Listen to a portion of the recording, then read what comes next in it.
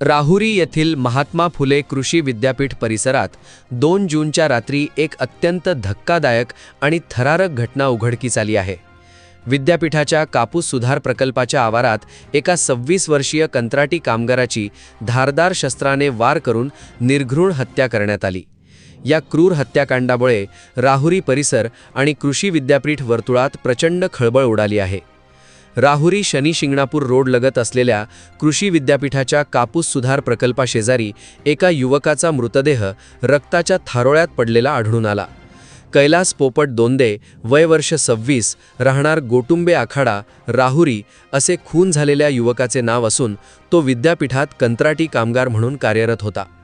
मारेकऱ्यांनी अत्यंत क्रूरपणे कैलास दोंदे याच्यावर हल्ला केला।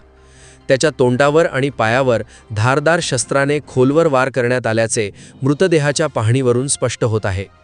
या हल्ल्यातील जखमा इतक्या गंभीर होत्या की कैलासचा जागीच मृत्यू झाला।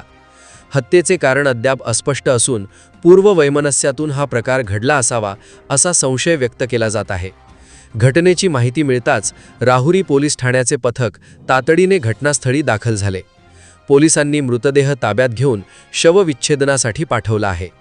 या प्रकरणी राहुरी पोलीस ठाण्यात अज्ञात मारेकऱ्यांविरुद्ध खुनाचा गुन्हा दाखल करण्यात आला असून घटनेचे गांभीर्य लक्षात घेऊन उपविभागीय पोलीस अधिकारी जयदत्त भवर यांनी घटनास्थळाची पाहणी करत पोलिसांची वेगवेगळी पथके मारेकऱ्यांच्या शोधासाठी रवाना करण्यात आल्याची माहिती दिली आहे।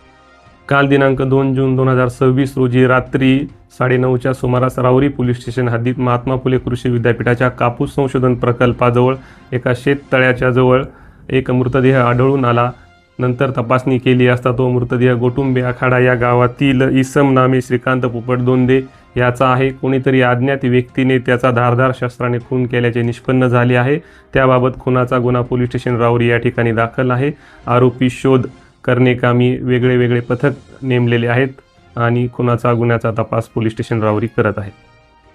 26 वर्षीय कैलास दोंदे याच्या क्रूर हत्येच्या घटनेमुळे गोटुंबे आखाडा आणि राहुरी परिसरात भीतीचे वातावरण पसरले असून आता राहुरी पोलीस या हत्येच्या गुन्ह्याचा तपास कशा प्रकारे लावणार हे पाहणे महत्त्वाचे ठरणार आहे।